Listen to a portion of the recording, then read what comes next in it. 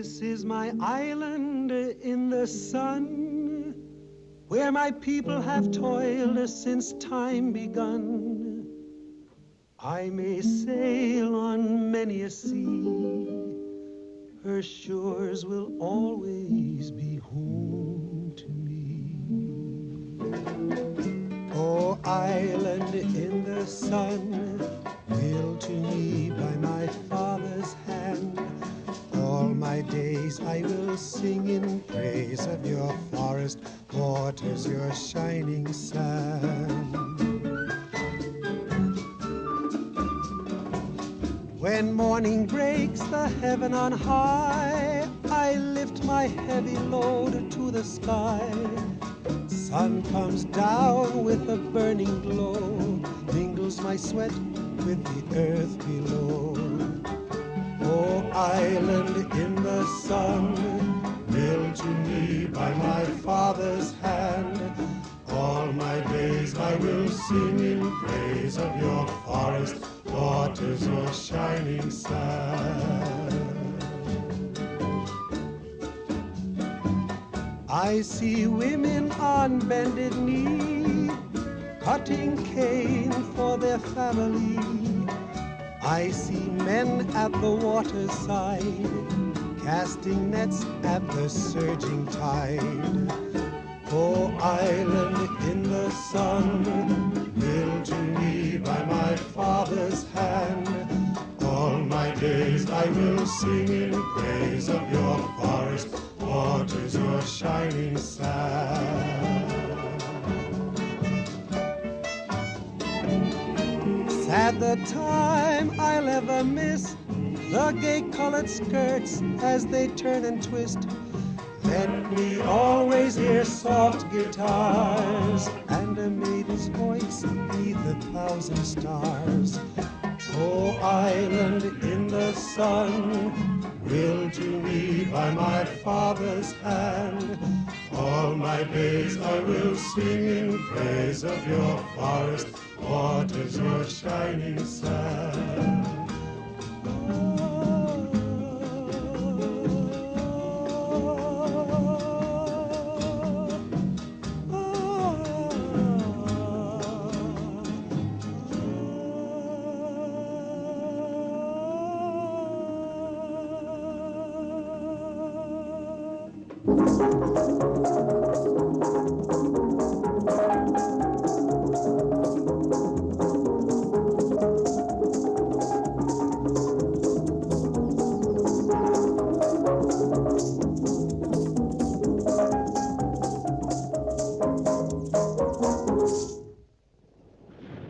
The island of Santa Marta is not very much different from any of the other smaller islands in the Caribbean. Towering mountains, white gold beaches, coconut palms, and hot tropical sun. It has a population of about 100,000, 9/10 of it colored or of mixed blood. Its main industry is raising sugar, copra, cocoa, and exporting them. Originally a French island, its laborers were brought in slave ships from the Gold Coast of Africa 4.5 centuries ago. And now, it is a British Crown colony. Well, that about sums up all the facts you'll find in the tourist guides, Mr. Bradshaw. Of course, as a journalist, you'll want to see as much of our island as possible. If you're in doubt about anything, get in touch with Colonel Whittingham here. Nothing like being on the right side of the police, eh, Colonel? Quite, sir. Dennis. Sir? Have you arranged for Mr. Bradshaw's hotel? The St. James, sir. Good. Very comfortable, the St. James. Excellent bar. I don't drink, sir. Oh, Doctor's orders. correct. Well, we'll be seeing you this afternoon at the reception. Thank you, Your Excellency. Oh, Your Excellency, just one more question. I'm very interested in the new constitution that's being given to the islands. Do you think the West Indian is ready to govern himself? When you get to know the island better, Mr. Bradshaw, I shall be glad to discuss it with you. Good day, sir.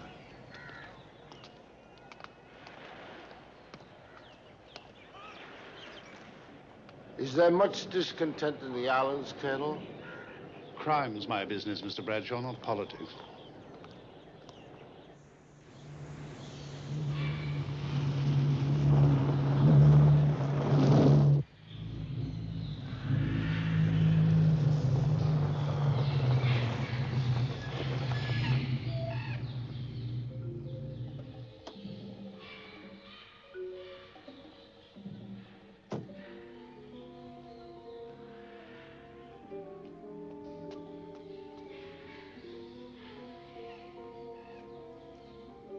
Sylvia? Sylvia? Sylvia? Sylvia?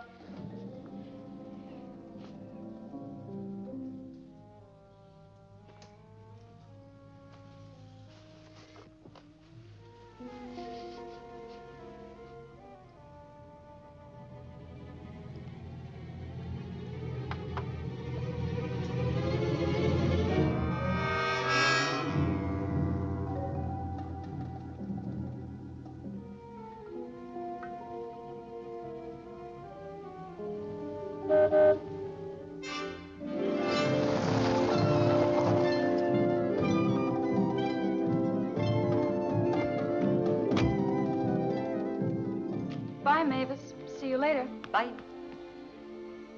Want some help? Yes. Well, call somebody.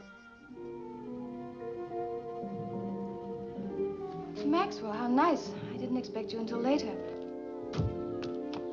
I won't be a minute. I'll wait. Please, dear, I'm hot and sticky. Did you see your father? We lunched at the club. Mother's coming back tomorrow from Barbados. My sister tell you? Oh, there you are. Here are the towels. Thanks, dear. Well, I'm off for a shower. Tell Mavis we'll see you at H.E.'s party. Okay.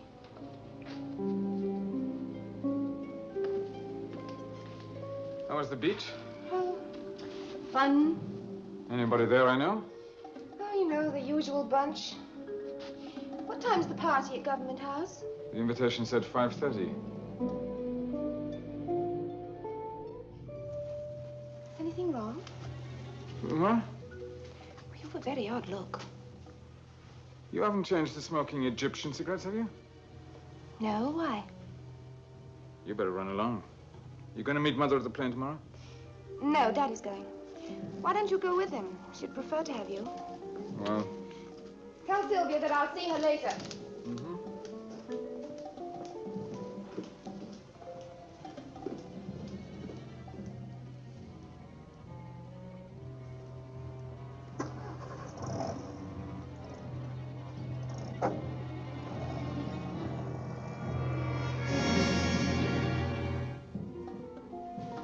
Is that you, darling? Yes? We'll have to hurry. What time did the invitation say? 5:30. Do we have to go? I'd rather stay out here at Belafonte. Well, we can't very well not go. After all, it's protocol. Besides, it's a party to welcome Lord Templeton's only son and heir. What's his name? Who?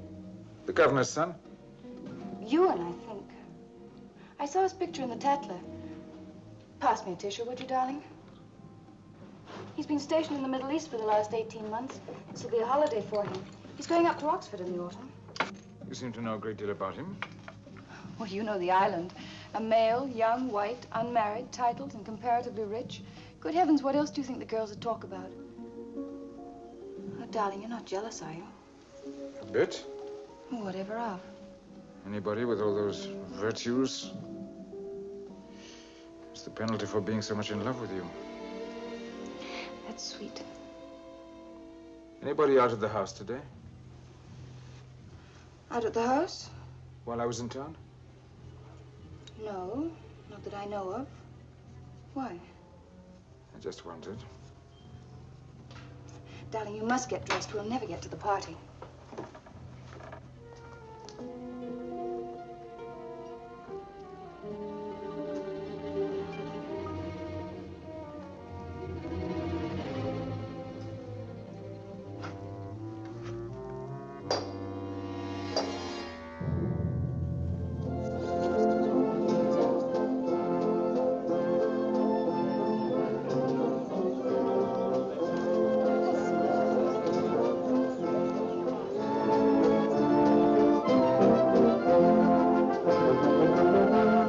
Mrs. DeVoe.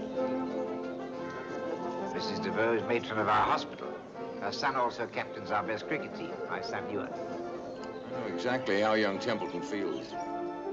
18 months military duty in the Middle East, desert, fleas, not a woman in miles. How do you do? How are you?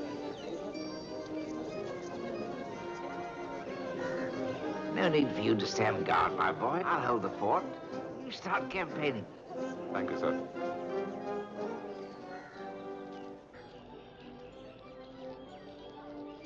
No, I can't go in. I haven't been invited. I can't crash a party at Government House. But you can, if you're with David Boyer. I'll say you're my cousin. What difference does it make? It makes a difference to me. If I go in as Margot Seaton. If I have to leave, I leave as Margot Seaton. It's all right with me. That's the way you want it. Well, it may get you into trouble with the governor. Me? In trouble with the governor? Templeton needs me much more than I need him. Do you really want me to go? Yes, I do. You're an idiot to be afraid of those people up there. What for? Am I getting out of that driveway? We're going in. All right, but I warn you, you may regret it.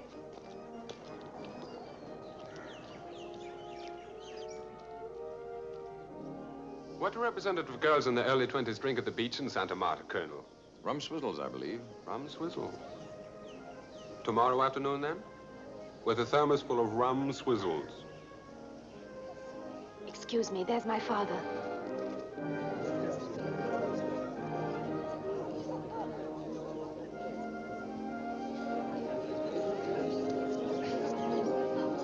Ah, there you are.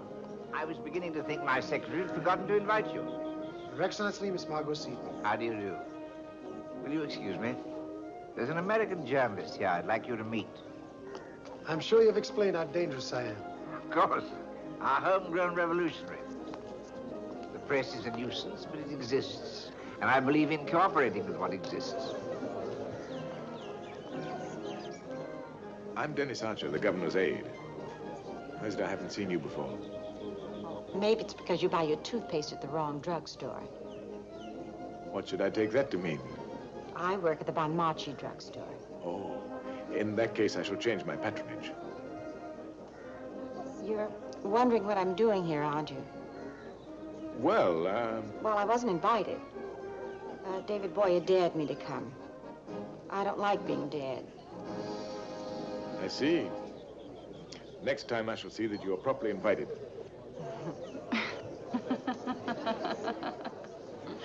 The Colonel's been telling me about David Boyer. Oh, has he? Yes, there's a man with real power.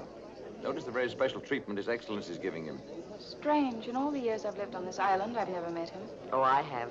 He used to work in the kitchens at the St. James Hotel when we used to live there. And I was very, very young. He's gone far since then. Too far. Why don't you take up Boyer's challenge? What do you mean? This new constitution, Boyer's going to try and capture the legislature at the next general election. Seems to me some of you planners should go in for politics rather quickly. Fight him at the polls, stand for election. Me? Yes, why not you? The Flurry name means a great deal on the island. Everyone respects your father, even the West. You stand an excellent chance of winning.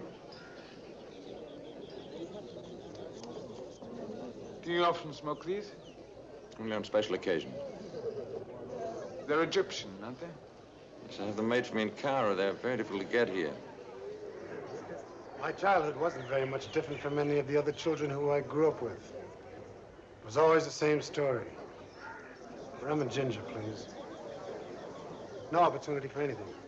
No one to tell, pay any attention. That's when I began organizing. One of the most important fights is against tradition. This island's shackled with traditions. Would you agree with that, Mr. Flurry? What? Mr. Boyer here says he thinks the island is bound with tradition. What would Mr. Boyer have us do? Forget them? Mr. Flurry speaks as if traditions belong only to him. We have ours, too. I'd be the last to deny him his traditions. Which ones, Mr. Flurry? The ones we got on the slave ships? Or in the cane fields working like beasts? Or the ones we have now? The ones we're making every day, despite the slave ships and the cane fields? No, Mr. Bradshaw, we don't intend to live the way our fathers did. Your father, if I remember correctly, worked on my father's plantation. Till the day he died. He was well taken care of, whether he's sick or not, whether he worked or not. That was charity, Mr. Fleury. What we want is equality. What I want is a drink. How about you, Maxwell? No, I won't have one. This headache. Do you mind if we go? Now? But we've only just arrived. We're all going out to the club later. I told Sylvia I wasn't up to this party. We can be social some other time. Will you excuse us? Mavis, Mr. Bradshaw, Colonel. It's good to see you, David Boyer. It's nice seeing you again, Miss Norman. It's been a long time. Yes. As a matter of fact, you were 12 years old at the time. It was a party given for the children out of St. James Lawn. And you won a prize. Oh, I did? What for? The obstacle race. I haven't been much of a prize winner since. As a matter of fact, I remember watching you from the kitchen window. It wasn't much of a prize. Lamb's Tales from Shakespeare. You won bigger. Perhaps. Oh, excuse me. Just one more question, Mr. Boyer. What would you say is the most important problem on the island?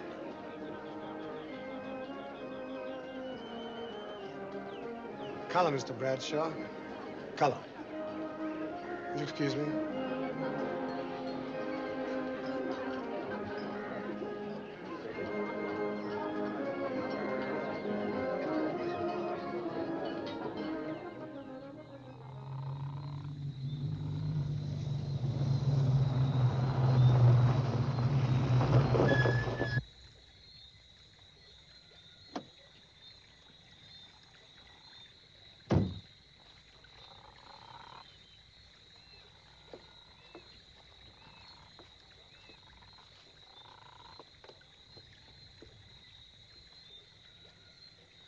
We'd better take the sea road. Aren't you coming? I feel like staying here for a while. Beautiful night, don't you think? What sort of a mood are you in now? So you and your friend Carson think I ought to go into politics? I think what you did at the party was stupid, deliberately insulting David Boyer that way. He can be dangerous. So can I. Forget Boyer, let's talk about Carson. He's interesting, don't you think? War record, bachelor, sort of thing that women go for. Hillary is nice. If I were a woman, I'd prefer Carson to you and Templeton. But it was you and all the girls chased after. Too bad you can't try your luck with him. I know you. You envy Jocelyn or any other girl who's free because you wish you were. That's true, isn't it? Maxwell, stop it. You'll tear my dress. Do you know, I've never torn a dress of yours.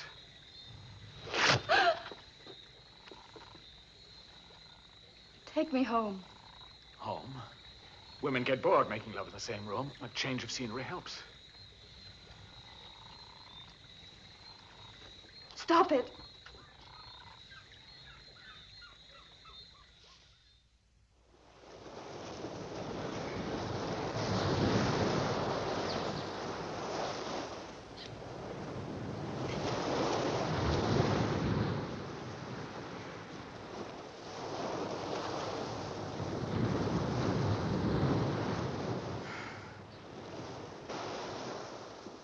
Tell me about Egypt.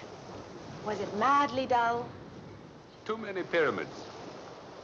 Not enough girls? None to write home about. You think there'll be any punch left in that thermos? Mm-hmm.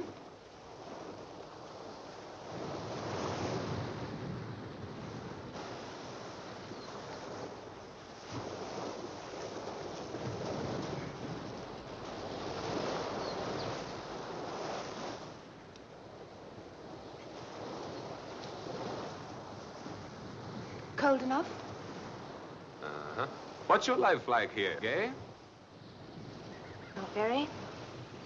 This is a small island, and there's a dozen girls like myself. And not enough men. Oh, the boats come in sometimes. Tourists, sailors. Ever think of getting away? Constantly. Where? I don't know. Paris, London. It doesn't really matter. You know, you get awfully tired of all this sun. What will you do when you leave Oxford? I've got a seat waiting for me in the House of Lords. Ah, I forgot. You've a title. Don't say it like that. You know, there was a corporal in the army who used to take a peculiar pleasure out of reading my name out in full. Private the Honorable Lord Templeton, E.J., number 613, you know it. I suppose it did sound funny. When I was in Egypt, I used to lie out on the beach, close my eyes, and make a prayer to Allah. Please, Allah, I'd say, when I open my eyes, may there be a pretty girl lying on the sand next to me. Thank you, Allah.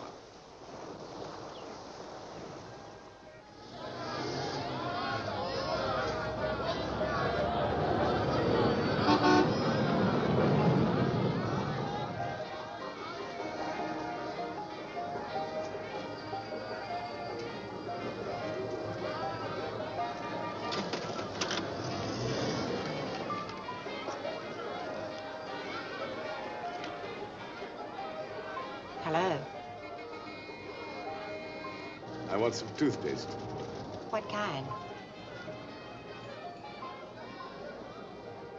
Hey, one of those will do. The large or the small? What's the difference in price? The large is 36, the small is 24. I'll take the large.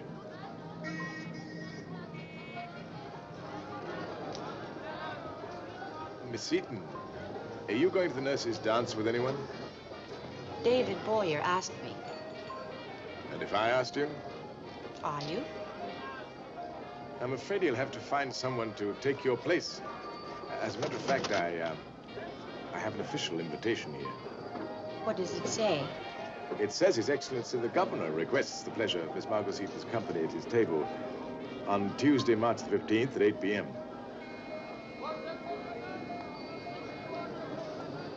I'll call for you myself. Oh, you forgot your change.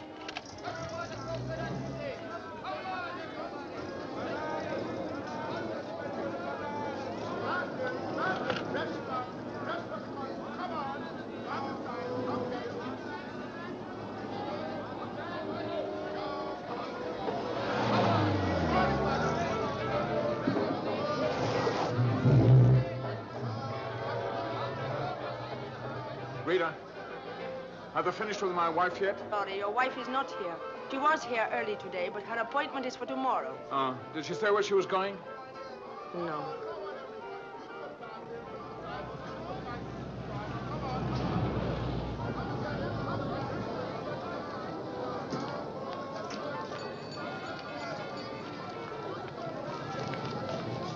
Darling, I'm sorry. Have you been waiting long? I told Maxwell I'd be at the hairdresser's, and then it turned out my appointment wasn't until tomorrow. Bit of luck your wife ran into me. Hillary's been awfully sweet. I insist he come shopping with me. Was it very boring? Well, they say women have only two passions, and one of them shopping. What did you buy? A bikini. It's really something, isn't it? Right. You better rope up the beach, old man, when she wears it. We'd better be going. Lucky shot running into Hillary Carson, wasn't it? Yes. Do he still smoke those cigarettes of his? What cigarettes? You remember those fancy gold-tipped ones that he has made up from in Cairo? Perhaps that's what I need to be more successful with my own wife. A special brand of tobacco. I don't know what you're talking about.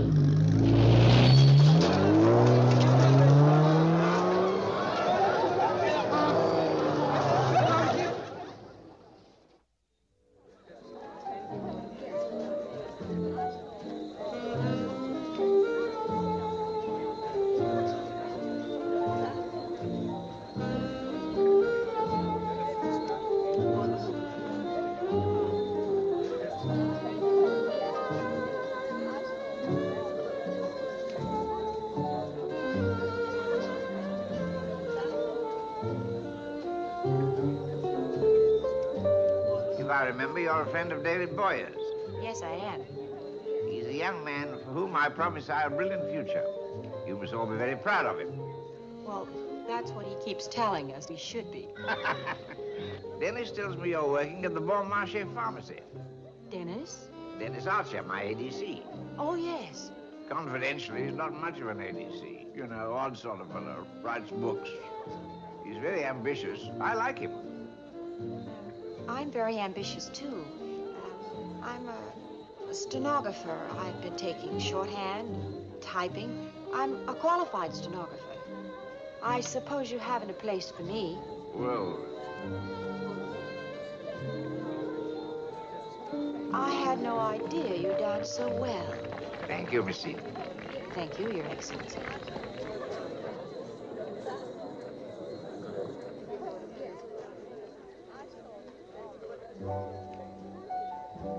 It's a great honor to dance with the governor, you know. Yes. Now I know all about you. Oh? What did he say? Odd fellow, writes books. Confidentially, you're not a very good ADC. You're too ambitious, but he likes you. I'm so sorry. Excuse me. Don't go away. I'll be back. I won't go away.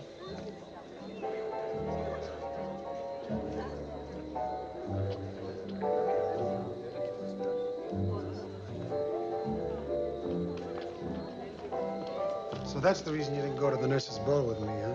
I warned you, didn't I? About what? That you might regret making me go to the governor's party.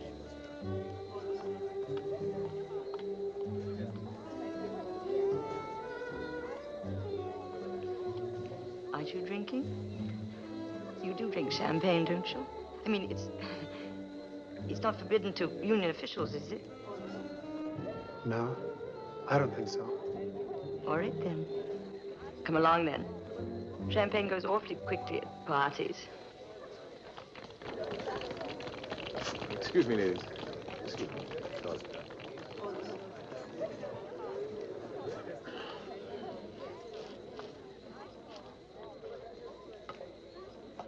Mr. Boyer's having champagne, too. I was asking the police about you. The police? Colonel Whittingham. We were sitting at the same table. What did the colonel have to say? Young chap, no background, fighting his way. No idea where he wants to go, except up. The colonel also seems to think you like the idea of your own importance. The colonel seems to think. What do you think? I don't know. And why are you trying to find out? I don't know that either. Does it make any difference? Having an aim in life? An aim? Not just floating about. Tea at 5, dinner at 8, Tuesdays at the hairdresser's. Having, I used another word for it, a cause. That should depend a great deal on the person, I should imagine. You think I'm rather useless, don't you? Parasitic, that all women of my kind are. Oh, no, it's true that we don't know anything. Oh, the ground rules for tennis, a recipe for shrimp curry, a little charity in nursing, but nothing very important. I wish there were something worthwhile I could learn about people, about... There's a great deal to learn right here on this island. If you really mean it.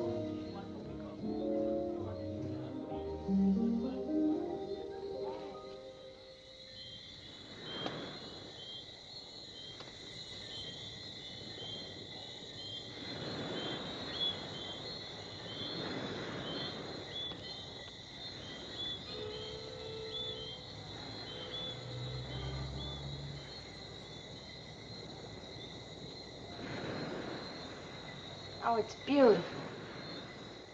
It used to be the summer house where the governor's wives did their sewing.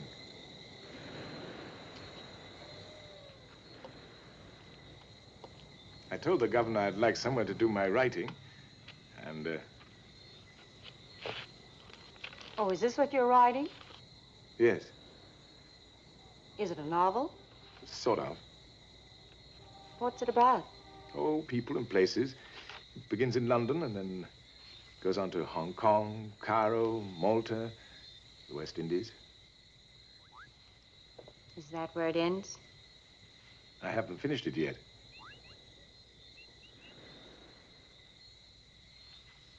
May I read it sometime?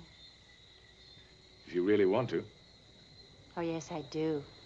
I tried writing here the night after I met you at the garden party. Yes? I couldn't get a sentence straight. I just sat here thinking about you. It's a bad sign. Is it?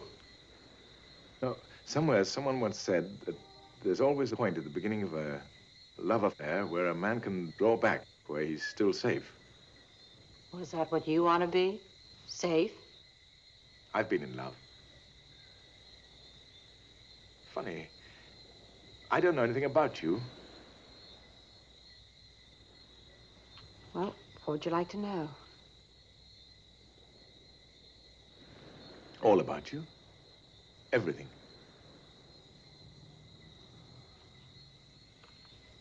Well, there really isn't very much to tell. I've lived in these islands all my life. Trinidad, Fort de France, Santa Marta. Does the gramophone work? Yes.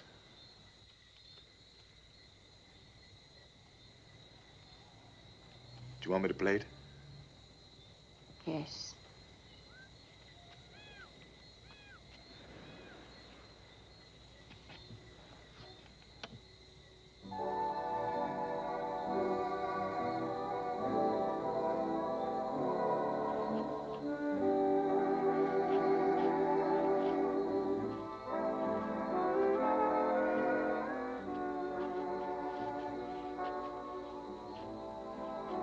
Margot, you know I'm in love with you, don't you? Yes. You knew from the first, didn't you? Yes.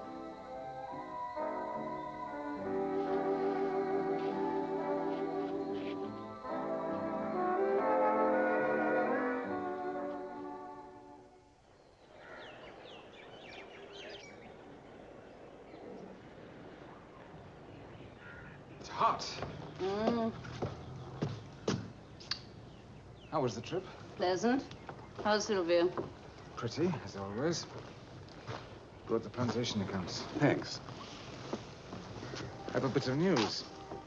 I've decided to stand for the legislature in the next election. Why? Why not?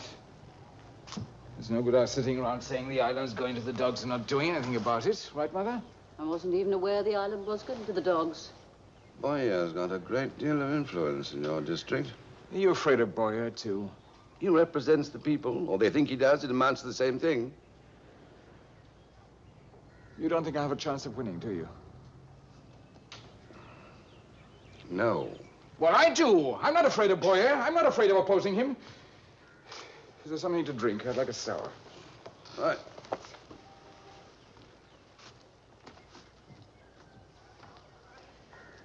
Your father and I were talking about taking Jocelyn to England for a while.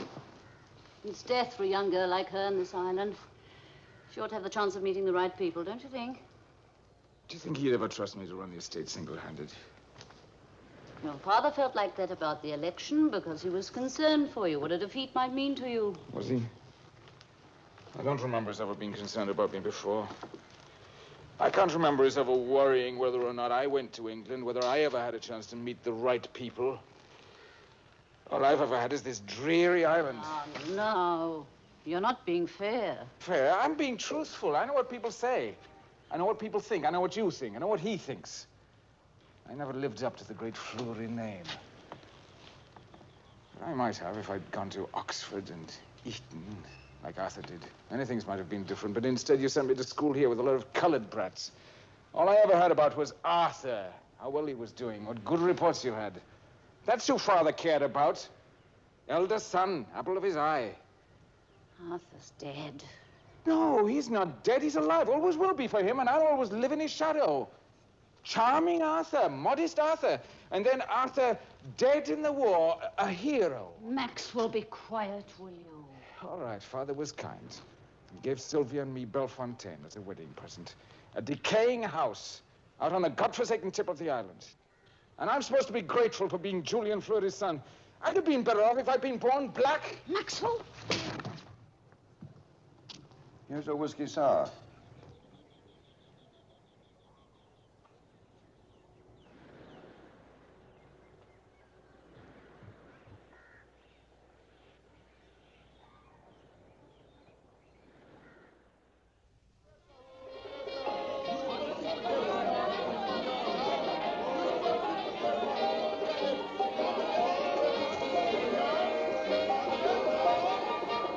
Care for a drink? Love one.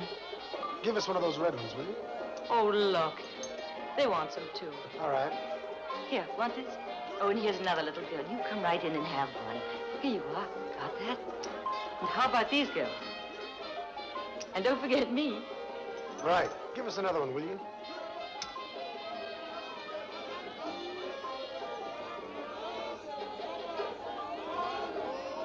What was that all about? There once was a man, don't remember who, drew 200 different classifications of mixed blood on this island. Well, the children don't seem to know about it yet, do they? Not yet.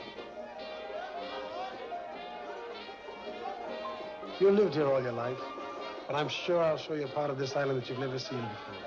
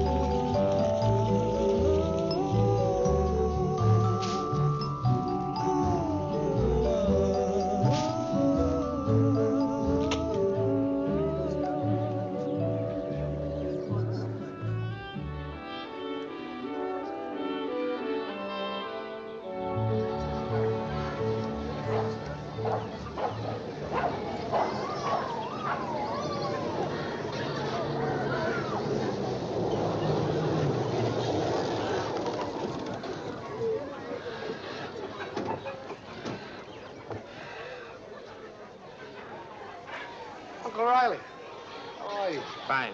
Uncle Riley, this is Miss Mavis. Hello. Hello.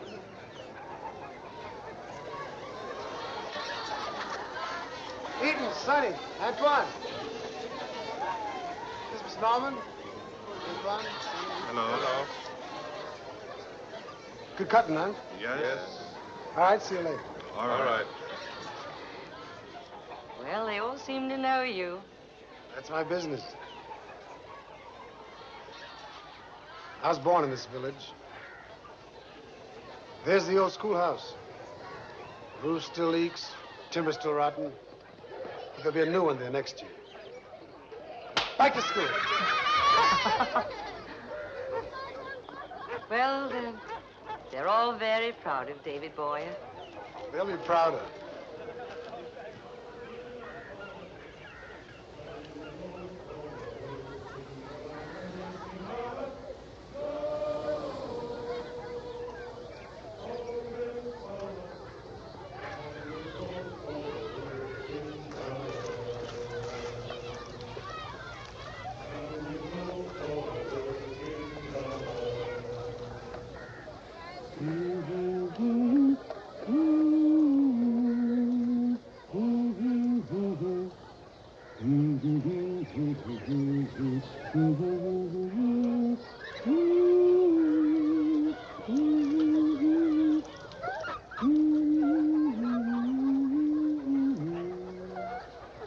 Hartford. Yes? What are they singing? Doesn't have a name, really. It's a song the tourists never hear. It's a work chant. When the catch is bad, it's sad. And when it's good, well, it's like champagne.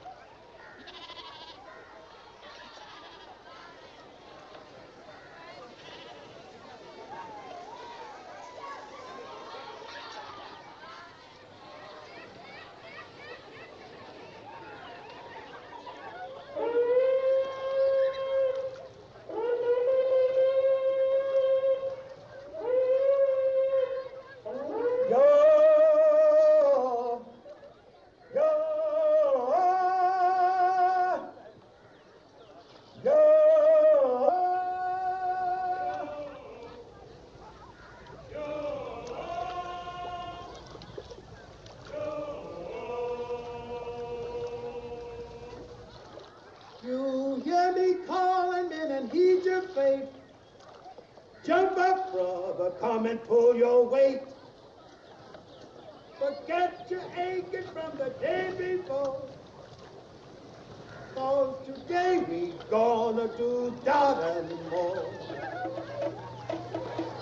Lean and holler, go, all men follow. Now we go for a working dollar, yes we holler. Go, all men follow. Down you go for a working dollar. Working man, I am tried and true. I won't ask you nothing that I wouldn't do. Pay today is the same as last. He works the same, just a little fast. A lead man holler, yo! All men follow. Down you go for a working dollar, yes you holler, yo! All men follow. Down you go for a working dollar. Swing out left and you bring her wide. Lean a bit to your starboard side. Pull her right in a little more to port. Slack up, men, while you hold her short. A lead man holler, yo! All men follow. Down you go for a working dollar, yes you holler, yo! All men follow. Down you go for a working dollar. Like to tell you about yesterday. Work right well, I am proud to say. I want every man to try his will and make yesterday look like you were standing still. A lead man holler, yo! All men follow. Down you go for a working dollar, yes, you holler, yo! All men follow. Down you go for a working dollar.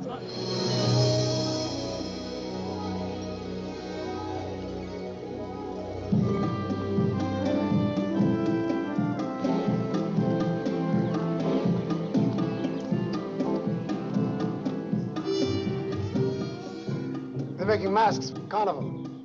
You should really see them then, the little towns.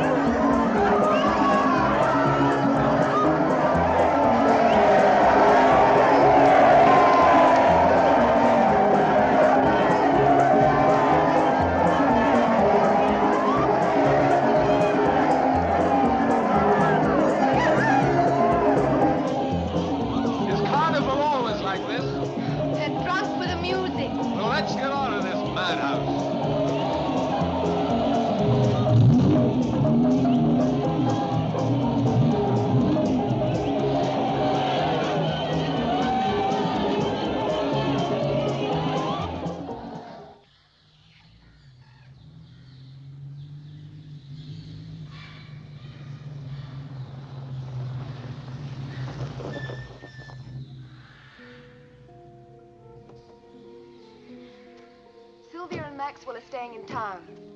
The key should be in a flower pot on the veranda.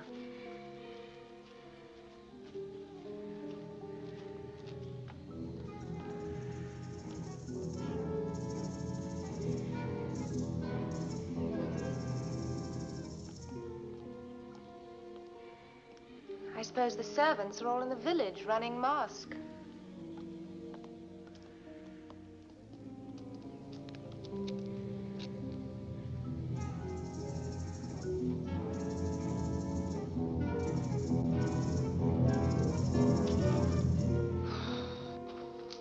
Can you smell the damp? No wonder nothing lasts here. The worms eat right through the furniture.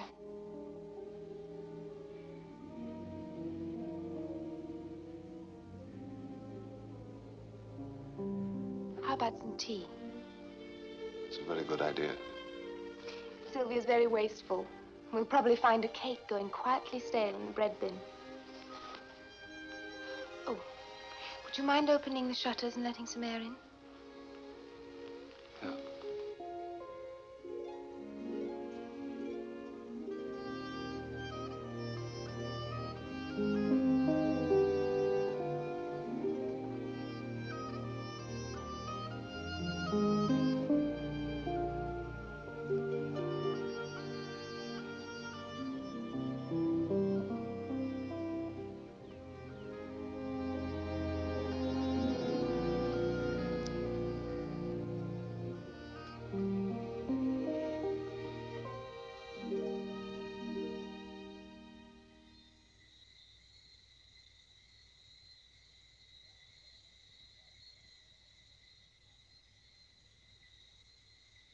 I think we should go. I'll put the key back. I hate leaving here. Your brother's very lucky to have a place like this all his own.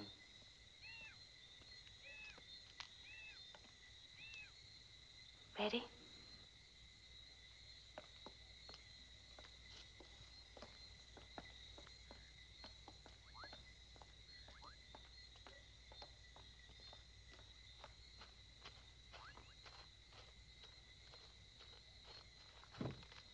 Oh, would you like me to drive? It's Maxwell's car. It's got its idiosyncrasies, and I know them. I suppose that's one of them. You wait. It's got others. Let me see. Just a moment.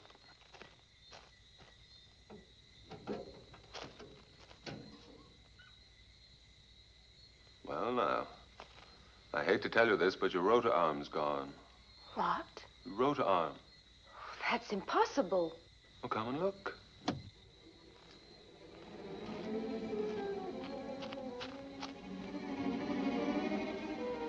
It's been taken out.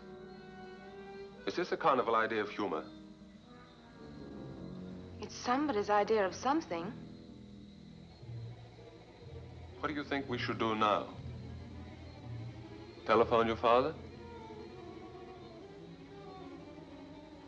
I think we better.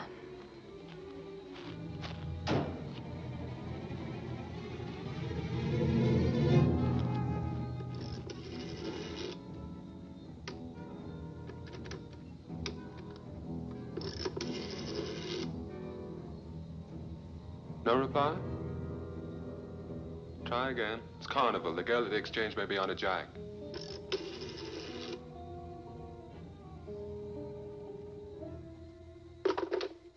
The line's dead. It's all right here. No electricity. The rotor arm gone, and now this. 3 times can't be a coincidence. What do you mean? Grudges get paid off at carnival. Against you? Me? Or my father? Maxwell's car is Maxwell's house now, too.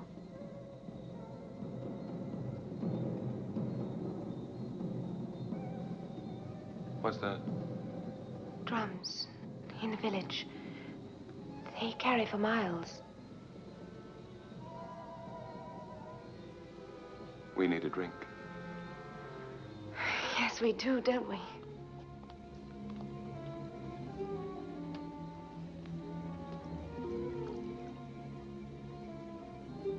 Won't they worry at your father's? No. It's carnival. They won't expect me for hours.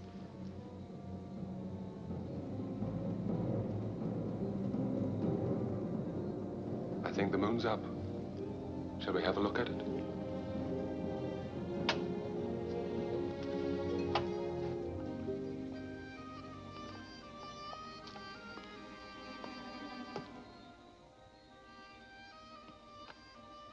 What if we can't get back? Well, the servants will be here in the morning. I can send one of them to telephone from the police station. At least I'm not in Egypt. Hungry? I noticed half a chicken pie in the icebox. Really? We might as well have supper. By moonlight. What about rooms? Rooms? If they don't come for us, we shall have to stay. Any particular one you prefer? Why don't we toss a coin?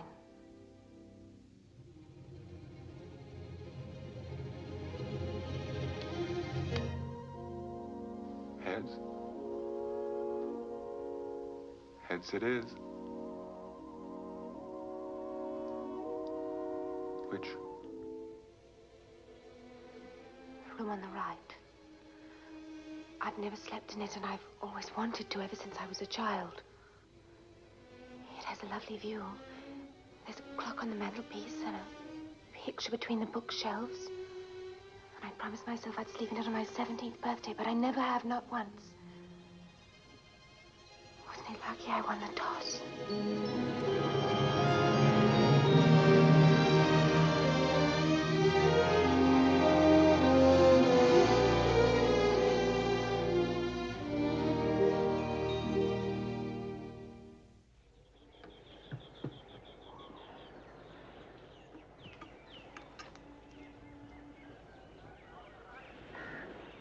Well, I suppose there's bound to be some sort of gossip. Why? Oh, dear, you can hardly expect them not to with such a wonderful opportunity. Ewan slept in here. I'm quite sure that Ewan was a gentleman. I was simply concerned with the thought that Lord Templeton might find himself involved in unpleasantness. Mrs. Florey, Hmm? I wonder if you'd be kind enough to give me an opinion. Do you think it would be a good idea for someone like myself to be married here or in England? Why? I don't quite know. I think England might be quite nice, but it might be more fun here. You know, be a sort of holiday, another carnival, sort of. Ewan, you know, you don't have to. This isn't England, and Mother isn't Queen Victoria. What am I supposed to tell my father? Your father? Yes. I spoke to him on the phone, and I said, "You are, aren't you? I am what? In love with me?" Because that's what I told my father on the... I mean, I said I was in love with you, and I assumed you were with me. What did he say? Couldn't wish me a happier fate. You know, it's not 24 hours since we drove to Belafonte. I know. You were going to Oxford. This was just a short vacation. Marriage isn't what you want, Ewan. Well, it's true that when I first came here, I wasn't sort of looking for anything that went deep. You know, a good time, that was all I wanted. But this morning when we drove back into town, I thought, if I lost you now, I'd be a large fool. As a matter of fact, I have an odd feeling, you know, that my life wouldn't be, well, it'd be sort of empty if I went back to England and you weren't there to go with me.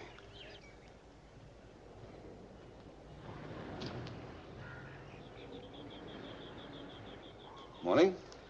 Good morning. Your daughter's just been proposed to, Mr. Fleury. By whom? Me, I'm afraid. Ewan, would you mind leaving? I'd like to talk to my parents alone. I'll see you later. Bye. Bye. If you're in love with him, I see no reason why you shouldn't accept him. After all, you won't be any hindrance as far as his going up to Oxford and his career is concerned. You haven't said yet whether you are in love with him. Yes, I think so. I mean, very much. But it's not quite that simple. Ewan has a name, he has duties and obligations. I have to be quite certain. Is there any reason why I shouldn't marry him? What do you mean? What reason could there be? Daddy? Is there any reason why I shouldn't marry Ewan? No. There's no good reason why you shouldn't marry him.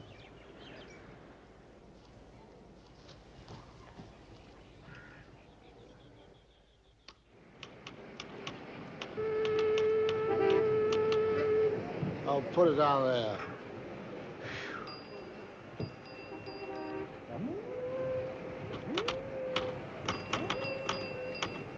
Oh, hello, Bradshaw. Oh, hello, Mr. Flory. Hot, isn't it?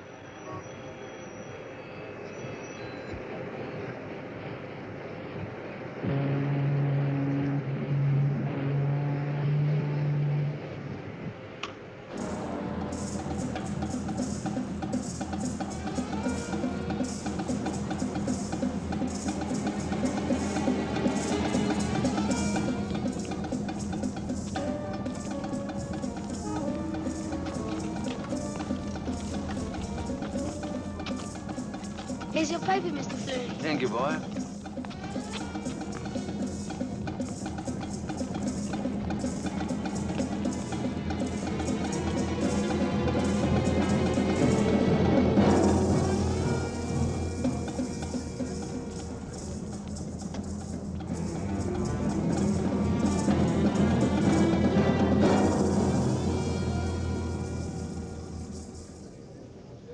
The Fleury family is a perfect example of the problems faced by many of the old families on this island. For 300 years, there's been marriage and intermarriage with nobody sure of their precise ancestry.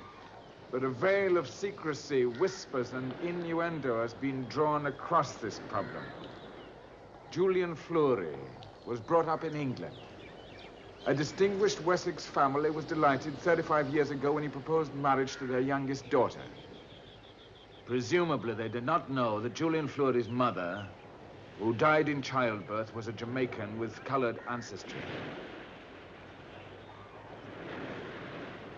Is it true?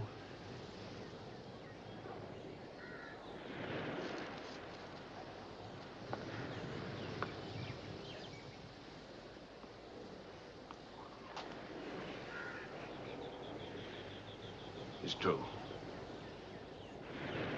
What were you lashing out at when you tried to slap me? Your own guilt?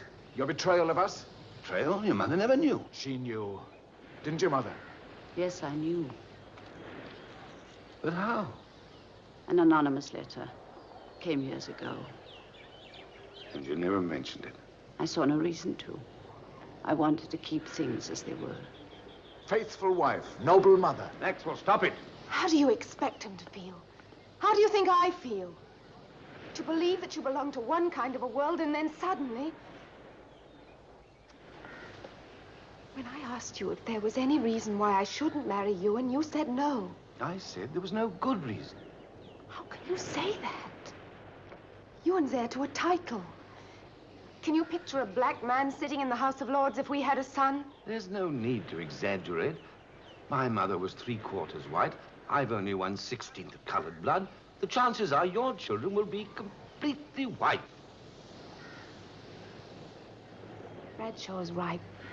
All this whispering, all this secrecy. How shall I face it here? Will you listen to me quietly for a minute?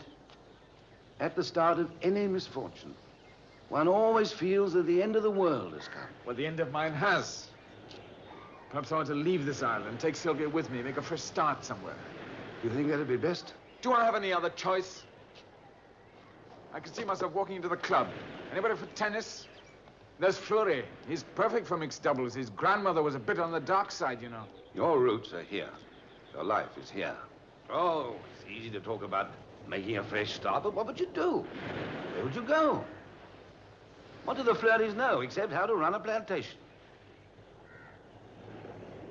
Nothing. Think it over. Talk to Sylvia. Think it over. Talk to Sylvia. Above all, We must keep our heads. The great thing is to do nothing hasty. Behave as though nothing extraordinary has happened. Otherwise, people will say, oh, look at the Fleuries. They daren't hold their heads up in public. Go to the club tonight. Behave naturally. Don't avoid people, and don't send them too many drinks. No, I won't come. I don't want it to look as if the clan was mustering in force, but behave as though nothing had happened. Lunch is ready, ma'am. Thank you, Mary.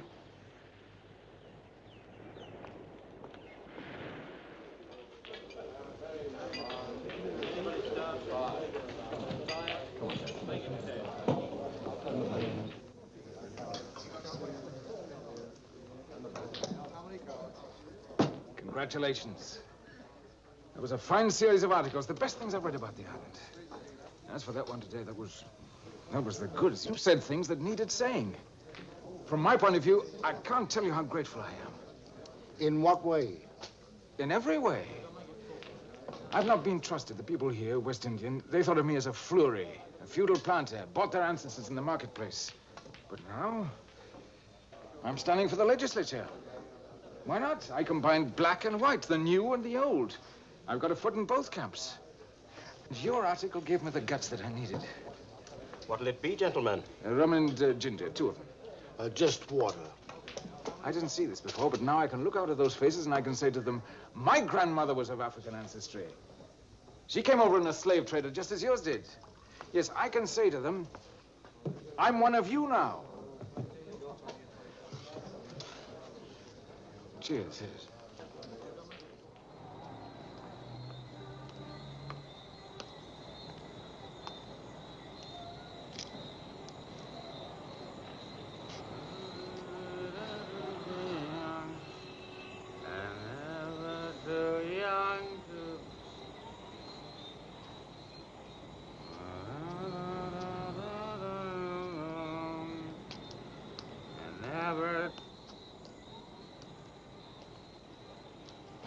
Hello. I want to talk to you. You do? Who the devil are you? Fleury. Maxwell Fleury. Yeah? Oh, so you are. What do you want to do? Make a contribution to the Belafonte Fund? What? Fund, the Belafonte Fund. I want to talk to you. Alone. Something you need settling between us. I can't think what. Anyway, whatever it is, let's do it inside.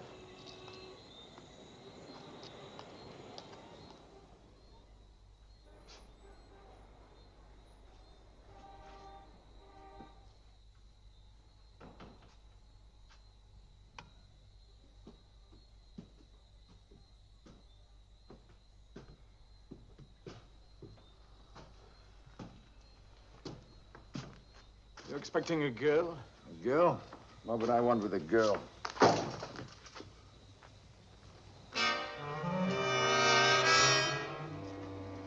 Excuse me.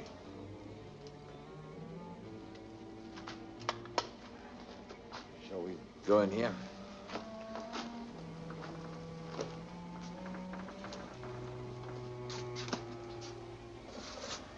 Make you whiskey? No. No, I don't believe in chaps drinking themselves to death. Just leave that for retired colonels. Remember that song? You're never too old to be young, and never too young to be old. No, I was once married, Fleury. I was in hospital in Tripoli during the war. My wife fell in love with a Polish musician and thought that the best thing for both of us was a quick divorce. What's that supposed to mean? Mean? Nothing, it's just a fact. Second chance. That's what a man needs, a blasted second chance. Well, what was it needed settling? I want you to leave my wife alone. Your wife? I'm not a fool. Trouble is, you weren't smart enough. The whole place stank of those fancy cigarettes of yours. You out of your mind? I've had as much as I can take from you and from this island, you understand? Stay away from my wife. Look here, I'm fed up with idiots. Are you suggesting I've been I'm making not suggesting anything. I'm just telling you. Well, you can ruddy well untell it and apologize. And get this into your stupid skull.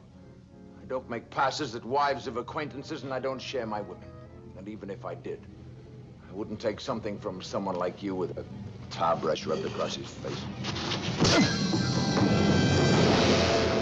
Tar brush! I'll show all of you! Tar brush! Tar brush! Tar brush! Tar brush!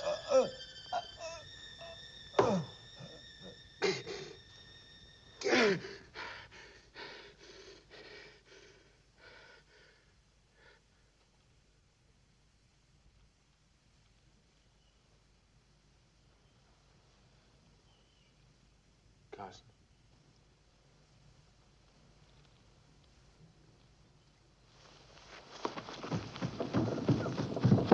Carson.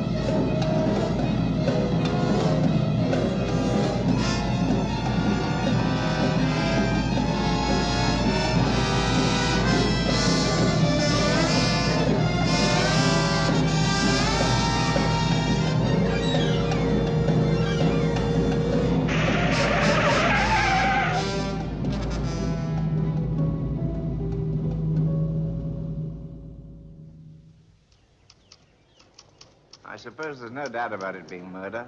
No, not the slightest. Anyone in England to whom we can send a cable? Not that I know of, sir. We could, of course, put a notice in the Times. Yes, that's the least we can do. Was there a woman in the case, do you think? Politics? No. A thief, then? All right, that's your affair. I won't meddle. It seems a bit sad, though, a chap's life ending like that. You'll see to it, won't you, that he's put under with full military honors. Of course. That'll be all, huh? Yes, that's all. Goodbye, Colonel. I suppose this business of Bradshaw's article is all over Jamestown, that and Carson's death? Yes, sir. What's your opinion, Dennis? About what, sir? Having the wrong sort of grandmother. Well, it's difficult to pick one's ancestors, sir. Yes, it is, isn't it? Send a girl in, will you? I want to dictate a note to Whitehall. Right, sir.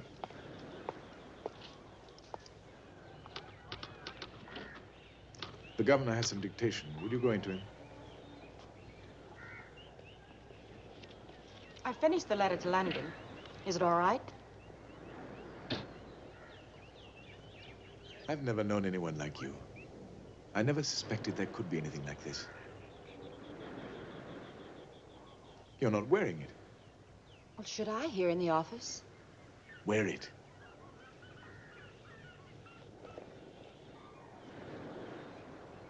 Here, let me.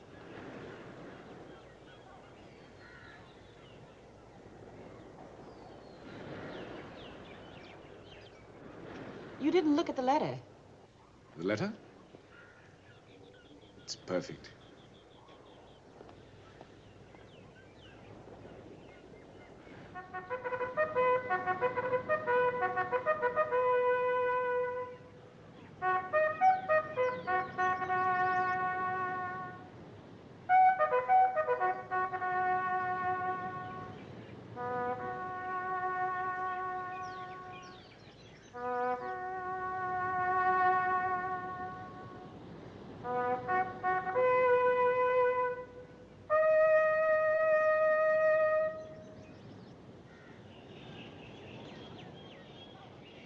Jocelyn, I've got the car. Would you like to come for a drive? Why don't you, Jocelyn? We'll go on alone. Well, I have to go past the house and change my clothes. All right.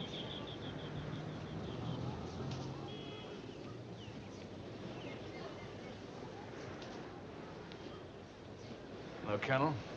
Hello. Mr. Bradshaw. Appalling thing. Carson. He and I were quite good friends. I can't understand how it happened. Is there anyone you suspect, Colonel Whittingham? Now, Mrs. Florey, you know policemen, they suspect everybody. What time did it happen? The coroner puts it at about 10. That's odd. I went to the club after I left Father's. I was worrying about Bradshaw's article, how they'd take it. I may have passed Carson's house at the very moment. How awful. You might have saved his life. A few minutes earlier, I might have met him in the street. We'd have stopped and talked. He'd have asked me in for a drink. And then we'd have found this... I suppose it was a thief. Quite likely. Maxwell, on your way to the club, Bradshaw mentioned the time, and it occurred to me that you might have passed Carson's house. Did you see anybody hanging about outside? See anybody? No. There was a car that drove by afterward. Afterward? After what? After I'd passed Carson's house. I'm sorry I can't be of more help, Colonel. Do you think she'll care, Colonel? Who? The ex-Mrs. Carson. He was very much in love with her, you know. No, I couldn't say. Poor man. He came out here with such high hopes. Yeah. Well, a chap can't pick the way he'll die, or we'd all do better at it. Goodbye, Colonel.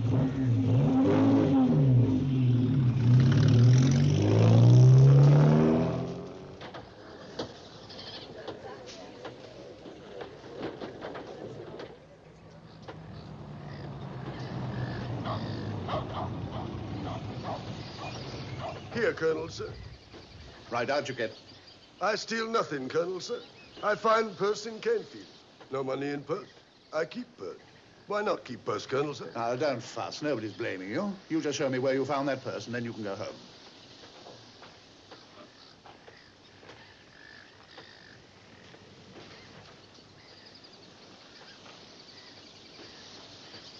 What, no further than that? No, Colonel, sir. I found purse right here. Right. All right, bring it back.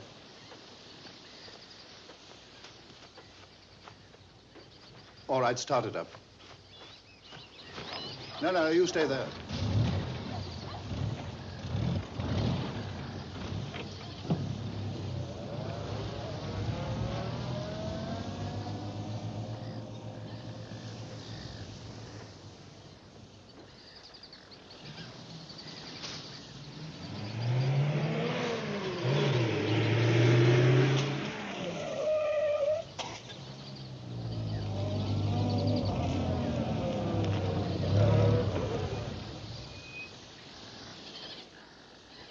Okay, back you get.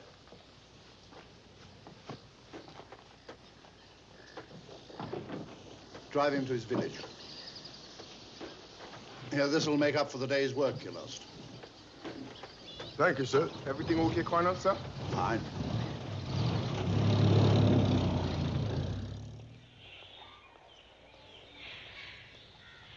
Three. Oh, hello, Maxwell. Oh, Mavis. Hello, darling. There's some news in the paper. Oh, what is it? They found the wallet. What wallet? Carson's wallet. Here. Let me see. Would you like a drink? Yes, I would. How about you, Mavis? Love one. Poor Hillary. That's all they're talking about at the club. H.E. will probably get a cable from the colonial office. They're worried about the tourist trade, of course. There is that American newspaper man here. Well, there's one thing sure. It is a small island. He can't run far, whoever did it.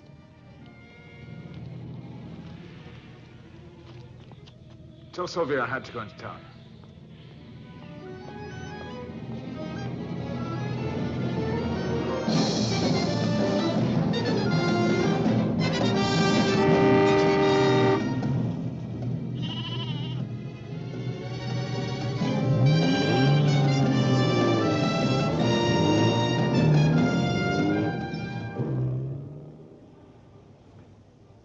Give me 621. Yes? Just hold on a minute. Never mind. Good morning, Maxwell. Anything I can do for you? I was wondering, Colonel, if you'd be kind enough to chairman a meeting up in my district next week. I'm standing for election. Glad to. Thank you. Sylvia, all right? Yes, fine. Good. I see the papers say you found Carson's wallet. Yes. Yes, Carson's papers were in it. That's how we identified him. That was stupid. What? Leaving the papers. At least I'd say it was stupid. Would you? Huh. I'd say too clever. I ran into Bradshaw. He certainly was a housebreaker. Was he really? I wonder why. Is there any other possibility? Well, a policeman has to keep his eyes open, you know. A chap my age can't afford to miss a bet, particularly with the governor all stirred up. You mean it might have been made to look like a thief's handiwork? My dear fellow, how would I know? There are 15 possibilities. I'm in the dark. Which is the likeliest? Never have preconceptions, my boy. Open mind. That's the thing. You mustn't look too disappointed. The work gets done, never fear. Let's say I guessed who the murderer is. A guess, mind you, no more. But it wouldn't do me the slightest bit of good, my dear fellow, not the slightest. A court wants proof. So I just wait. Patience, my boy, that's the ticket. Yes, I know that sounds dull to you impatient chaps, but that's police work. Oh, he'll probably play into my hands, whoever the fellow is. I'm in no hurry. You know, I said something like that to a bloke once. I can't remember who. Oh, middle-aged, my boy, no memory at all. Oh, yes, in BG. That's where it was, yeah. Yes, forgery. What put me onto my man was a slip he made. A tiny one, hardly noticed it. The chap said afterward instead of after. Get the point? Absolutely the key. No, probably not. I suppose I didn't explain it properly. Afterward. That's what gave me the clue. Afterward? Absolutely, my dear fellow. That's what put me on the scent. I'm glad you dropped by. Happy to do that chairman thing for you. You ring me up the day you need it. Cheerio. Thank you.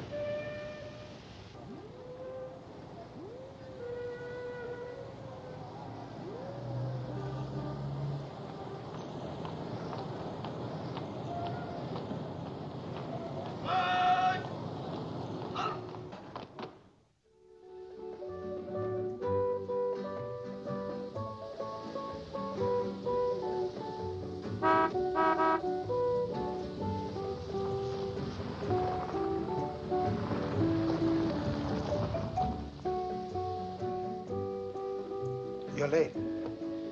I'm sorry. I almost didn't get here. Why not? Oh, it doesn't matter now. does to me. Why?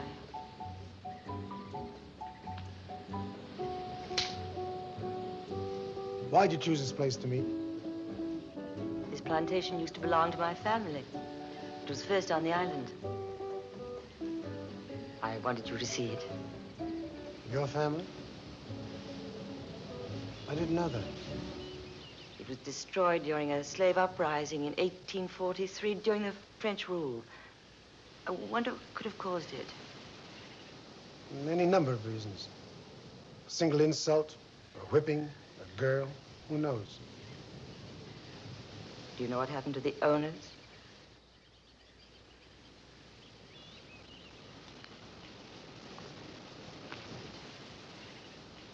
That was more than 100 years ago. And now you're here, and I'm here.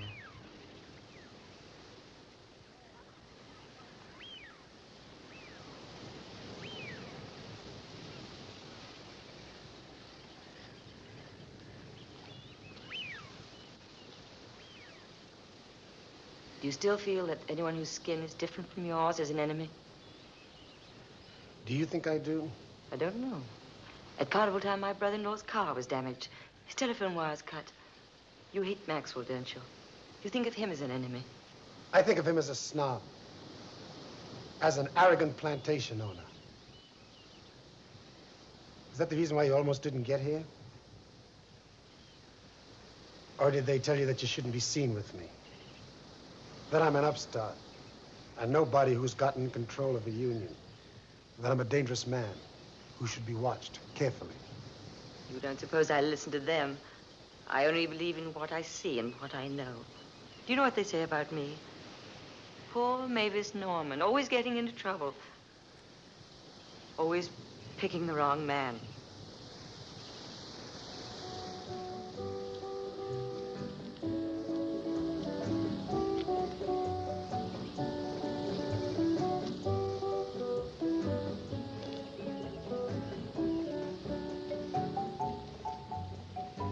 Do you think of me as an enemy? No. What are you thinking? That you feel you're lost, but you're not. Because you're looking for something real. And as long as you're looking for something real, you're not lost.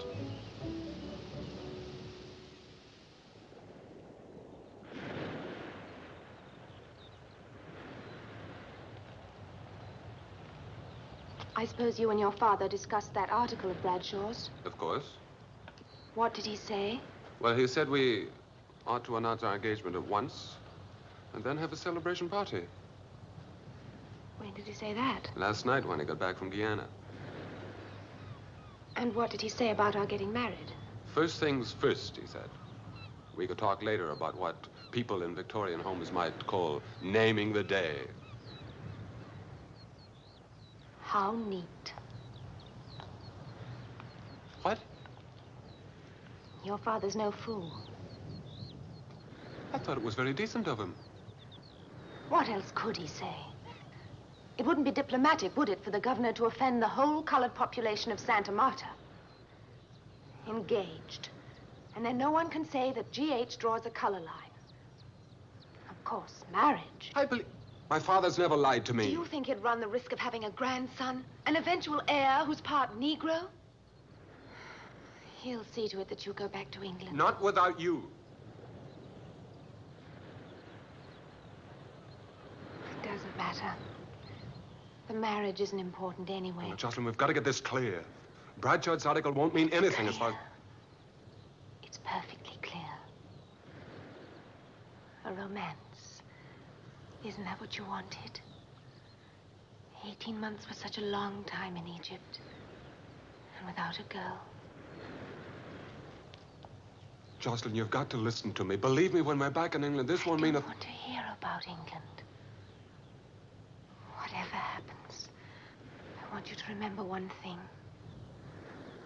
You'll never be more loved than you are right now.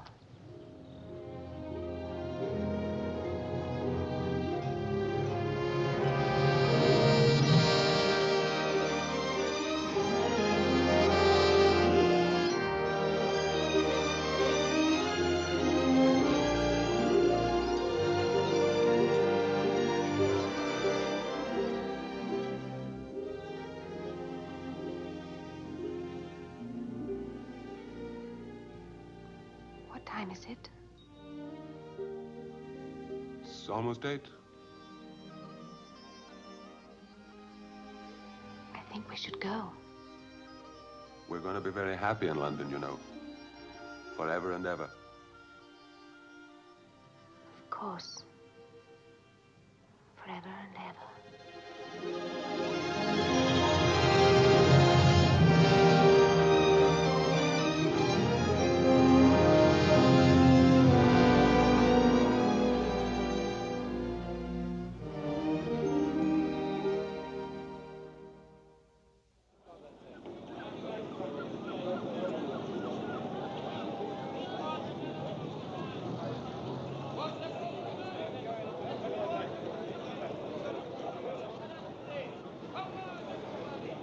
Have you any rock hind? Yes, we have. I'll take your rock hind. Yes. Give me some rock hind. Give me some rock hind. Give me some rock hind. Fish for dinner? Rock hind, and get it cheap here. Oh, I must tell my wife. Send it up to my house. That election meeting of yours is all set, I hear. Yes, you're coming out there, aren't you? I'm counting on it. Anything new about Carson? I mean, the man who did it? I've come to the conclusion it was an accident. An accident? Yes. Unpremeditated. A quarrel, that's what it was. Last thing, the poor devil wanted Carson dead. If only he'd come to the police station right away, we might have smoothed it out. What a fool he was. A fool? Absolutely. You see, the chap who did it, I'm sorry for him. He's not strong enough to bear the burden of his guilt. Ever read a book called Crime and Punishment? No, why? Well, you should. It's about just this sort of thing. A man who's committed a crime and his relationship with a detective who knows he's committed it but still can't prove it. They have a secret together. There's a deep bond between them. It's rather like a love affair because the detective is the only man in the world who understands him. And in his heart, the murderer wants to be found out by the detective. Now, this fellow in the Carson case, you know, what I'd like to do is to go up to him, take him by the arm, and tell him not to worry. I'll do my best for you, I want to say to him. I'm not out to punish you. I'm not out to punish anyone. It's just that I've got to maintain law and order. But I mean you no harm. We'll get it fixed as manslaughter. That might mean only 5 years. And the sentence could be remitted for good behavior. It might be only 3 years. I know that sounds a long time now, but 3 years passes very quickly. Now, you look back 3 years. Does it seem a long time? No, of course it doesn't. And after all, 3 years isn't such a big price to pay for your peace of mind. So come now, confess. Tell me. Well, that's what I'd like to say to the poor devil if he came to me. Well, I'll be seeing you. Oh, that book, Crime and Punishment, I'll send it over to you. When you get a chance, you read it. Yes.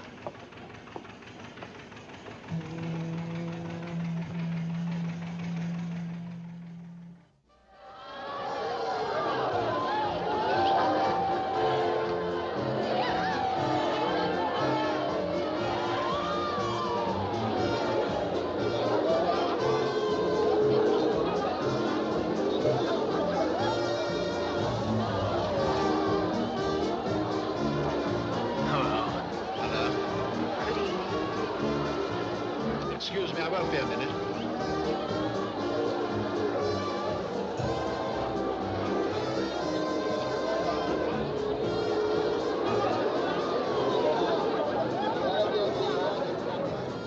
Are you nervous?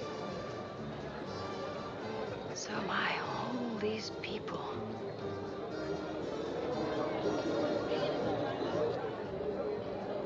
It seems so strange and unbelievable, our being here. Do you remember the day of the governor's party when poor Hillary Carson suggested you run for election? I never really thought that... I remember. It must have come to his mind that very moment, because when he came out to the house that morning... He came out to the house? Yes. You knew Carson rather well, didn't you? Well? No, I wouldn't didn't say well. Why? Why did he come out to the house? It had to do with the Belafonte fund. The Belafonte fund? Yes, he wanted to find out what sort of a gift your father wanted. It was intended to be some sort of token of his services to Santa Marta. He said, don't mention it to anybody, particularly Maxwell. It was intended as a surprise. That's all. That's all it was. Of course. What did you imagine it was? It's time to start.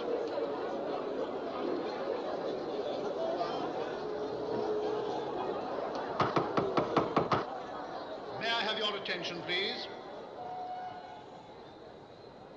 I'm here tonight as chairman of a meeting at which Mr. Maxwell Fleury, who is offering himself as your representative in the Legislative Council, will explain his position to you.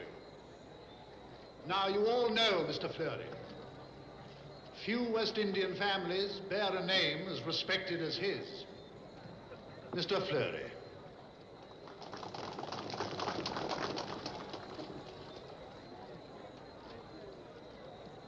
The elections for which I stand before you as candidate.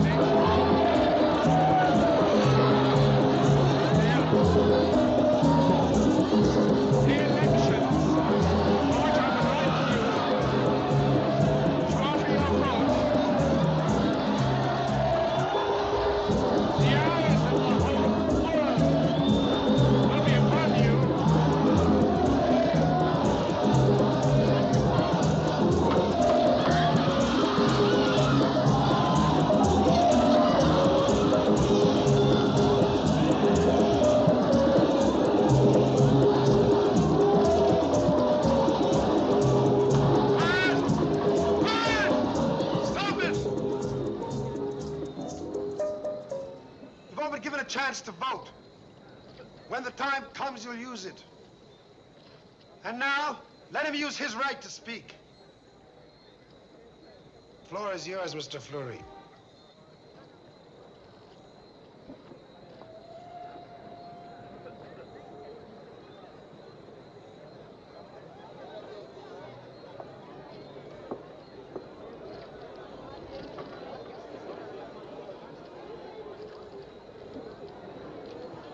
I will not speak to you from this paper. This paper is filled with words that come from my head. I will try to speak to you with words that come from my heart. Many of you out there know me. You've cut my sugarcane and harvested my coffee crop. And yet I've not known you, and in this I've failed, as I failed in other things. To deny this would be to deny truth. I will speak to you tonight only in truth.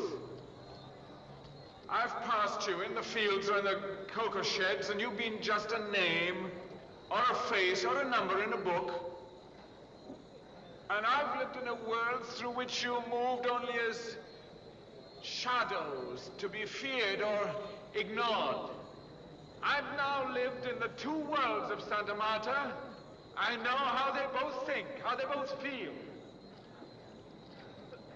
I also know that they cannot exist if they're cut off from each other by suspicion and fear, each in its own loneliness, as no human being can exist in his own loneliness.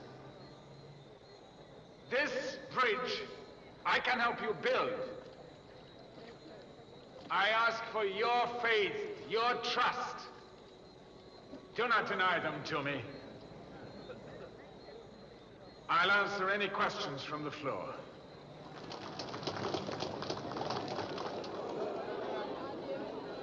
The floor is now open for questions. I have a few, Mr. Chairman.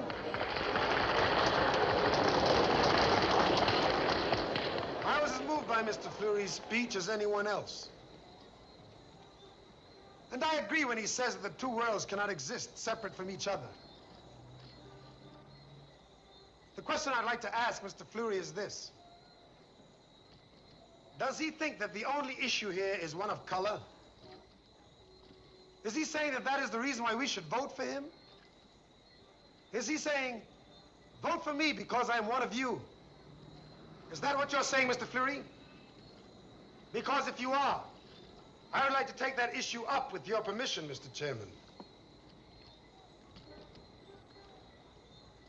Mr. Fleury said he has existed in the two worlds of Santa Marta. Which do you think he'll represent? I would like to answer that. Well, let finish, Mr. Chairman. Would Mr. Fleury also answer this? You said that you came here tonight only to speak the truth. Wouldn't it also be true to say that the only reason that you seek the election is to revenge yourself upon the whites, whom you now think despise you?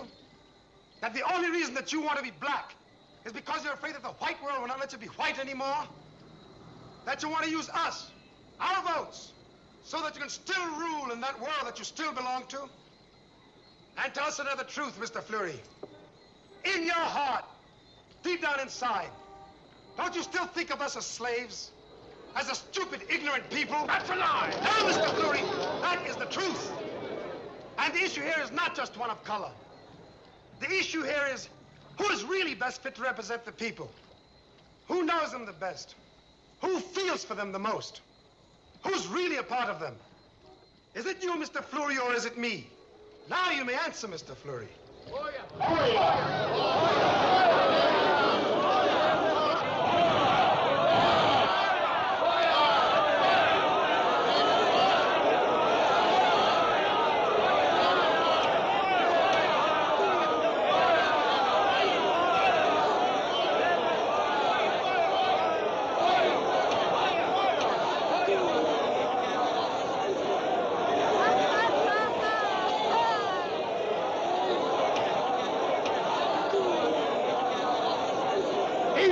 I'm not one of you.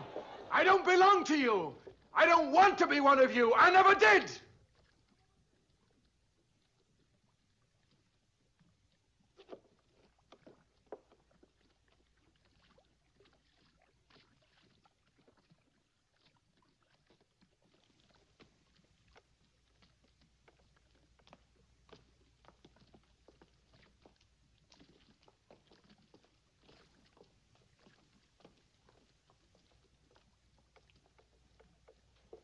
All right, friends. The meeting's over. Let's go home.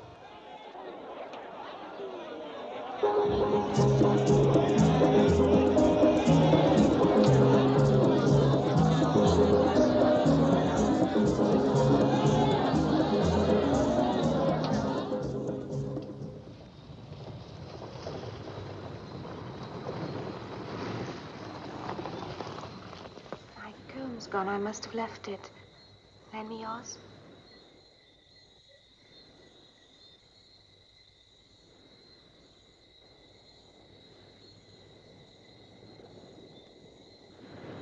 Am I presentable now? Mm-hmm.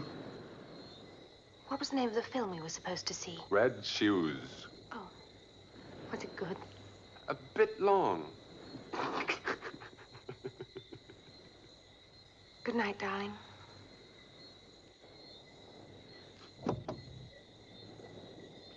Jocelyn, there's something I want to say. Darling, come. It won't take long. I want us to be married before I go back to England. Why? Because I have an odd feeling that if we don't get married now, we never shall. You know, you're the most difficult person to get a wedding ring on. Am I? I'll try not to be.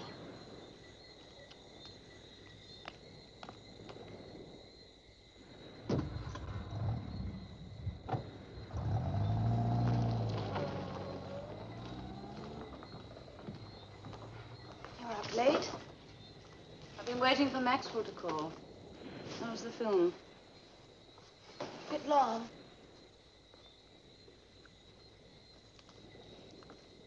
Mother, there's something I want to talk to you about. Is it a match? Fruit bowl.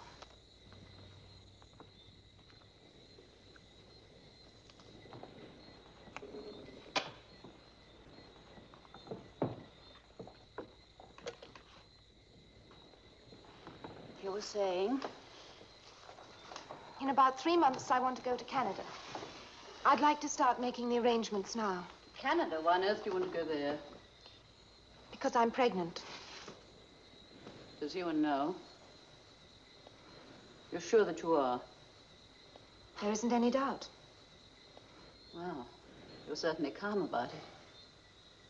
You might show some shame, some guilt. If it'll make you feel any happier, I feel quite guilty. I thought that Ewan's father wouldn't let us marry, so I settled for what there was. I thought, first of all, I'd go to Trinidad, and then I changed my mind. I think Canada's the best idea. I could have it adopted. It shouldn't be hard. There's only one thing. I shouldn't like Daddy to know. He's been through enough. That's why I need your help. My help? You care about appearances, what people will say. Thank you. Of course, you know that you behaved stupidly. You behaved like a peasant girl in the cane fields. Well, I suppose that's neither here nor there. It's the future that matters. May I have another match? You might at least strike it. You're engaged. You can get married in a hurry. You've not quarreled with him. He says he wants to marry me when he goes back to England. I'm not marrying Ewan. Why not? You're insane. You are still in love with him. Yes. Then what on earth is there to stop your marrying? I've told you the reason. Don't be ridiculous. The English peerage isn't that sacred. Think of Ewan. Think of the jokes there'd be made about it. You might have thought of that 2 months ago. I didn't know then about my Jamaican grandmother. Is that the only reason why you're refusing to marry him? It is. If you had the chance, if things were different... No, they're not. I know, but supposing they were, would you give anything to marry him? Yes. Very well. I owe you this. You need have no qualms about marrying Ewan. There isn't a drop of African blood in your veins. My husband isn't your father.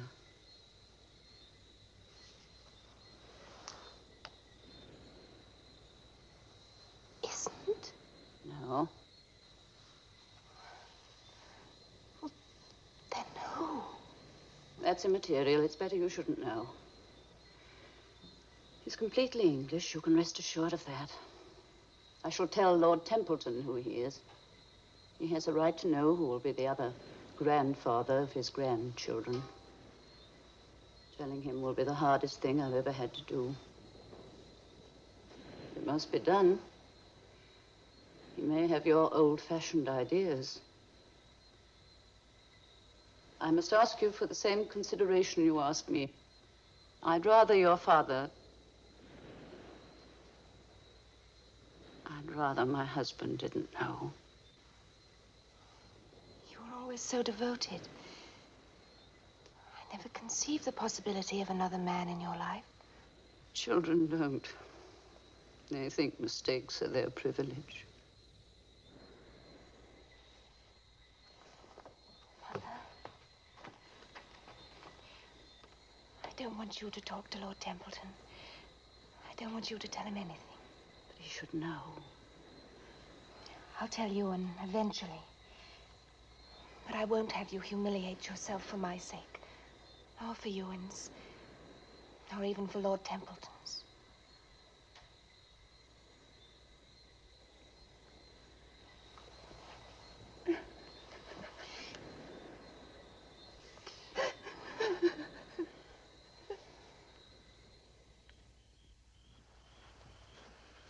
Shall I put the car away, darling? No, I'll put it away later. Are you hungry? Not very. There's some cold lobster in the refrigerator and a bottle of champagne. We could have it upstairs. Wouldn't you like that? I suppose. You know what I was thinking on the way home? That I've never seen snow. Imagine being my age and never seeing snow. Oh, it'd be so wonderful to go someplace after Santa Marta where they have real blizzards, real winters.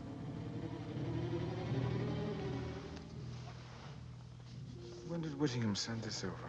Well, the other day, I forgot to mention it to you. Have you read it? Yes. The murderer confesses, I suppose. Yes. Is he married? The man in the book who does the murder? No, he's not married. Pity. I might have been tempted to read it if he were. Why? He wouldn't want to hurt his wife. He wouldn't want her ever to know about it and suffer on account of it. The detective knows, doesn't he? I mean, in the book. And the fellow who did it is in a trap and it's closing in, getting tighter every day. No chance of ever getting out of it.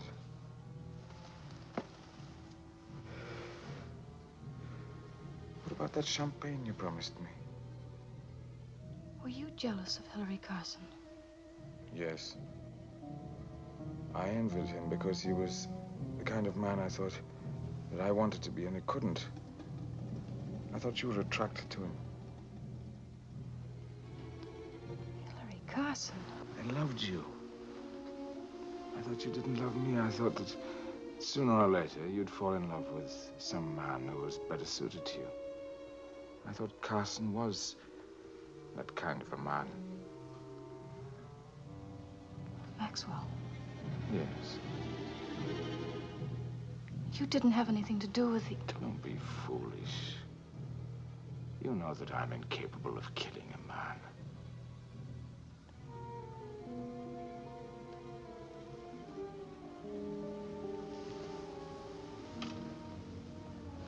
I'm going upstairs. I'll bring the champagne up.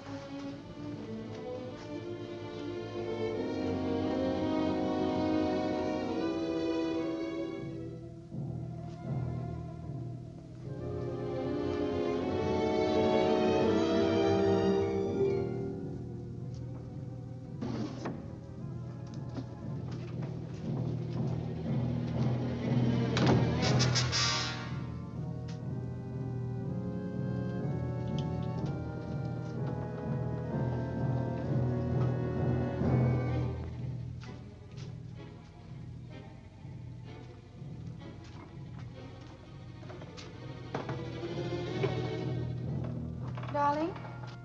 I'll be out in a moment.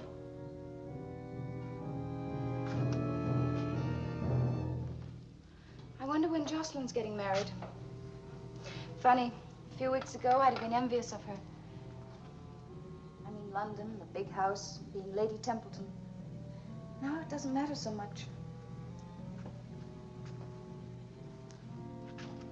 Do hurry, darling. You know, I saw a film the other day about a little town in New England. New England. That's where I'd like to live. The characters in the film lived in a little house, and it had a wonderful kitchen with all sorts of gadgets. With a kitchen like that, you don't need servants. That's how I'd like to live. Not in some big old house built hundreds of years ago and getting dressed for a lonely dinner.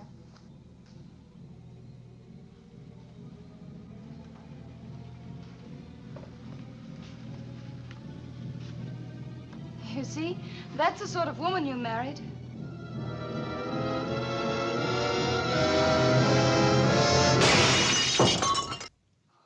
Maxwell! Maxwell!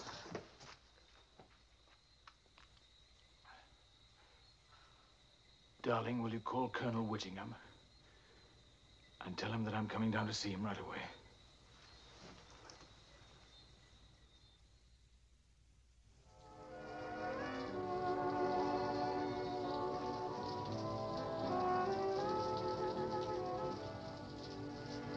I like this. I've resigned. The governor found out about us. Oh? Well, what did he say? He left the decision to me. Oh, he talked about the book, too. He was disturbed about that also. But this is the best thing you've ever done. Even if it's true, he said, it isn't fair to those who have to stay on the island. Fair? It's true. It's so true and so good that it hurts. When are you leaving? Friday. What about you? You needn't worry. I'll be broke. There's nothing much I've saved here, and the book's a long way from being done. We've never looked ahead. We never discussed anything. We just lived from day to day. Is there something you want to discuss? Yes, there is. Life without you. Writing things you won't be the first to read. Feeling things we can't share.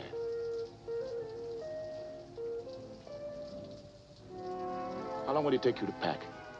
But 2 hours. I don't have very much either. There's a plane leaves for England on Friday. I'll send a car for you. All right. You don't seem very surprised. But I'll go into England together. Where you go, I go.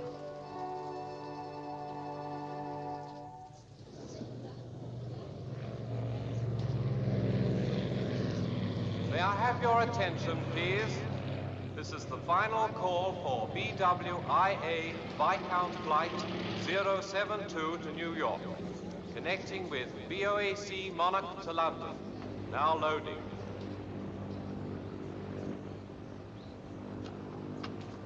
Do you mind if I don't wait till the plane goes? Sylvia's alone. Goodbye.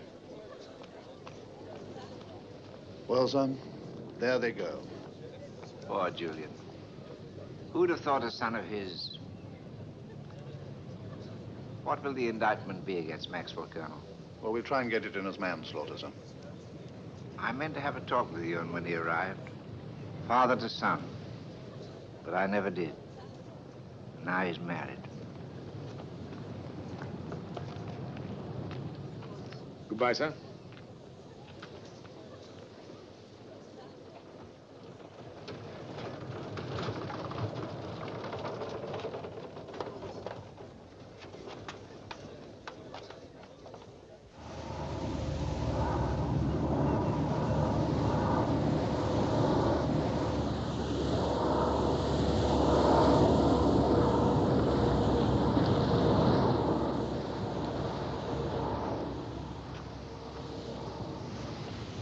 There's the plane for England.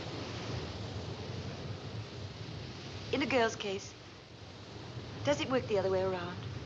I mean, Dennis Archer marries Margot, Ewan marries Jocelyn.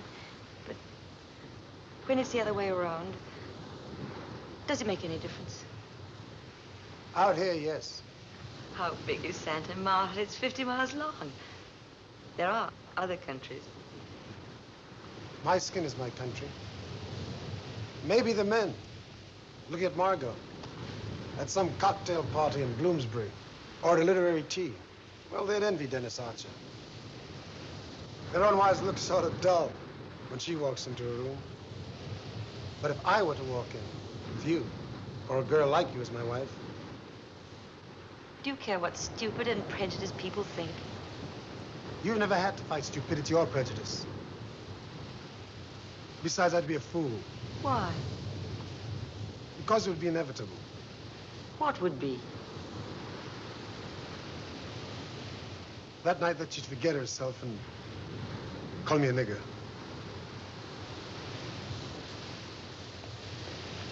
You can't mean that. You can't possibly mean that. No, I don't. Then why did you say it? Because here's my world. These are my people, and this is where I belong.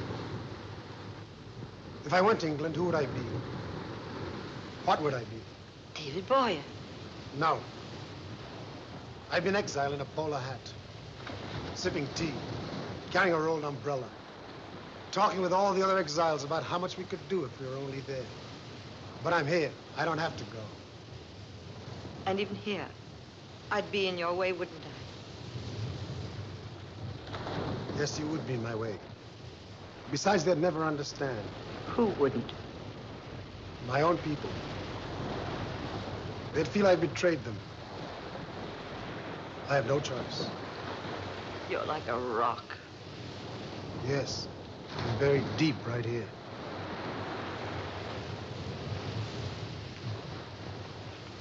My people have their freedom. They've got a vote. They've got a power now. And I've got to show them how to use it. When I'm through here in Santa Marta, I'll go to St. Kitts and Barbados and Grenada and the whole archipelago. Shall I tell you why you won't go to England? You don't want that power for your people. You want it for yourself. You're afraid to go there because you won't have it anymore. Do you really mean that? I wanted to admire you, to feel that you were superior to most men. People don't count with you. Nothing counts with you but power. You use people. You climb on their backs. You can't mean that. No, I don't. You're right and I'm wrong. I'm wrong and you're right.